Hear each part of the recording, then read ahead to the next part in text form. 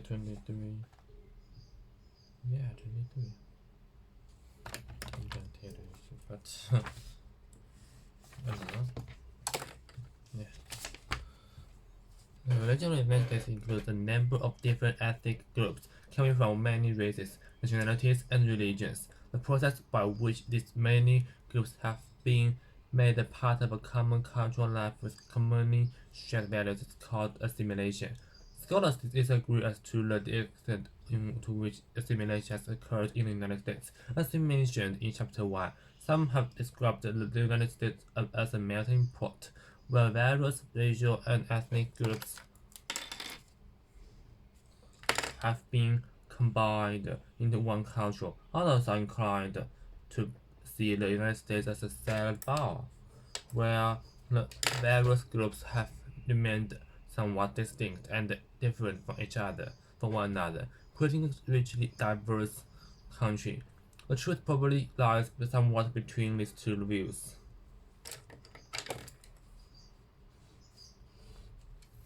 Since 1776, an enormous amount of racial and ethnic assimilation has taken place in the United States, yet some groups continue to feel a strong sense of separateness from the culture as a whole. Many of these groups are very bilingual and or bicultural. That is, they consider themselves Americans, but they have also wished to retain the language and sometimes the cultural traditions of their original culture. People of Hispanic origin were on North American continent before settlers arrived from other European countries in the early 1600s. In Florida and the Southwest, Spanish and Latin American settlements were established countries centuries before the 13 colonies joined together to form the United States in the late 1700s. Because of their long history and the continued influx of newcomers into the established communities, many Hispanics or Latinos have taken a special pride in maintaining their cultural traditions and the use of the Spanish language. Generally speaking, over the years, white from different national and religious backgrounds have been gradually assimilated into the larger American culture, with some exceptions. For example,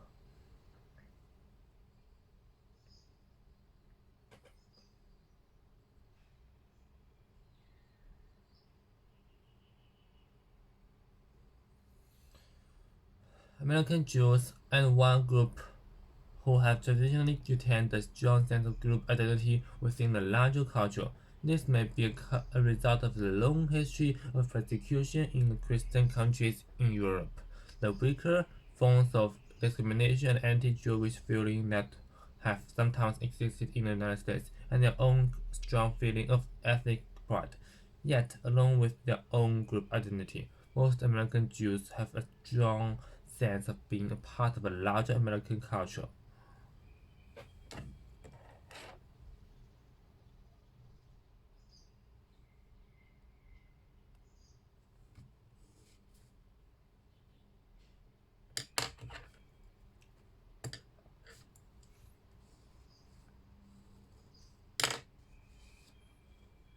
The establishment of the dominant culture, the first census of the new nation, conducted in 1719, counted about 4 million people, most of whom were white, of the white citizens. More than 8 out of 10 traced their ancestry back to England. African Americans made up a surprising 20% of the population, an all-time high.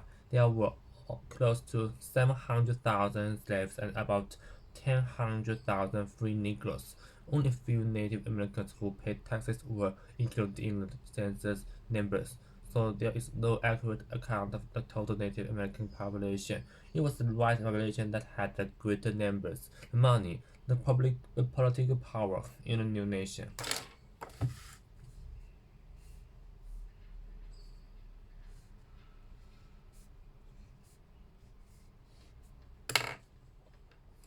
And therefore this majority soon defined what the dominant culture would be.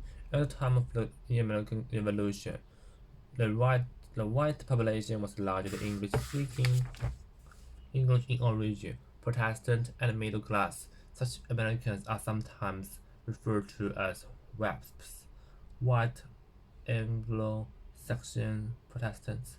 However, many people now consider this an insulting term. The characteristics became the standard for judging other groups. Those having a different religion, such as the Irish Catholics, or have also speaking a different language, such as Germans, Dutch, and Swiss, were in the minority and would be disadvantaged unless they became assimilated. In the late 1700s, this assimilation occurred without great difficulty for most immigrants. According to historians Alan Nevins and Harry Steele Commander, English, Irish, German, Dutch, Swedish mingled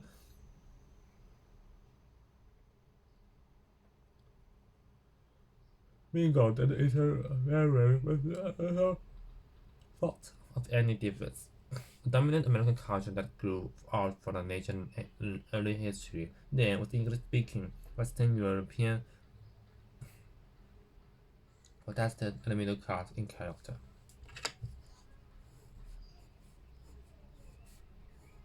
It was this dominant culture that established what became the traditional values described by Tocqueville in the early 1830s. Immigrants with these characteristics were welcome, in part because Americans believed that these newcomers would probably give strong support to the basic values of the dominant culture, such as freedom, equality of opportunity, and the desire to work hard for a higher material standard of living. The assimilation of non-Protestant and non-Western Europeans, as is the case in many cultures, the degree to which a minority group was seen as different from the characteristics of the dominant majority determined the extent of the country's acceptance. Other immigrants who were like the earlier settlers were accepted. Those with significantly different characteristics tended to be viewed as a threat to traditional American values and the way of life. This was particularly true of the immigrants who arrived by the millions during the late 19th and early 20th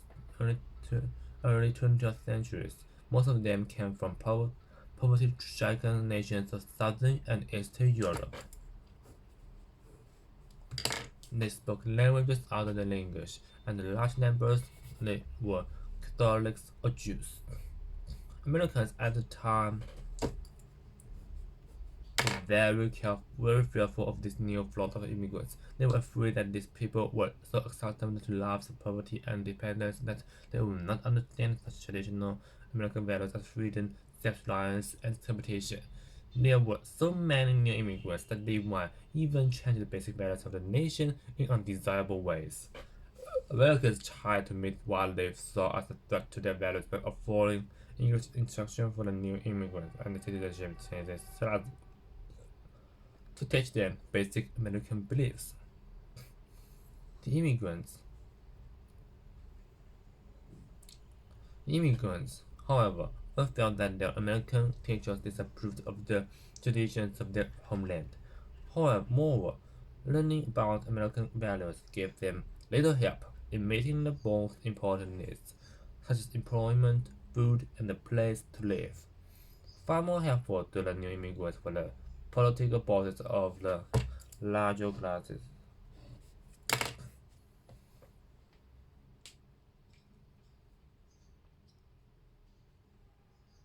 Of the larger cities of the northeastern United States, where most of the immigrants first arrived, those bosses saw to many of the practical needs of the immigrants and were more accepting of the different homeland traditions. In exchange for their help, the bosses accepted the immigrants to keep them in power by voting for them in elections. Many Americans strongly disapproved of the political bosses. This was partly because the bosses were frequently corrupt. They often stole money from the state government, they controlled and engaged in other illegal practices. Perhaps more important to disapproving Americans, however, was the fact that the bosses seemed to be destroying such basic American values as self-reliance and expectation. The bosses, it seemed, were teaching the immigrants to be dependent on them rather than on their own themselves.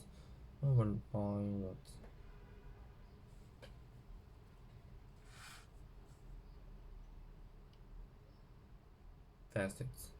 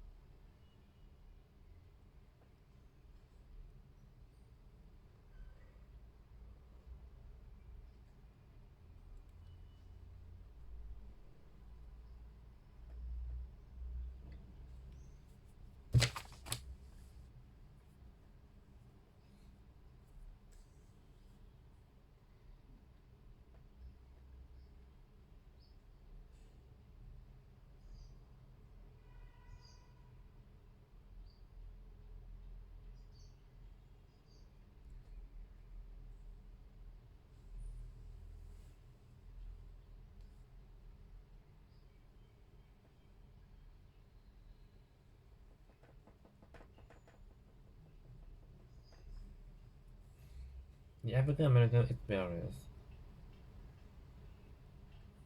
The process of assimilation in the United States has been much more successful for white ethnic groups than for non-white ethnic groups.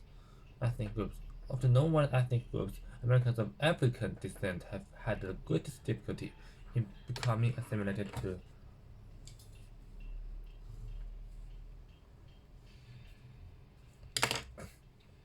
into the larger culture.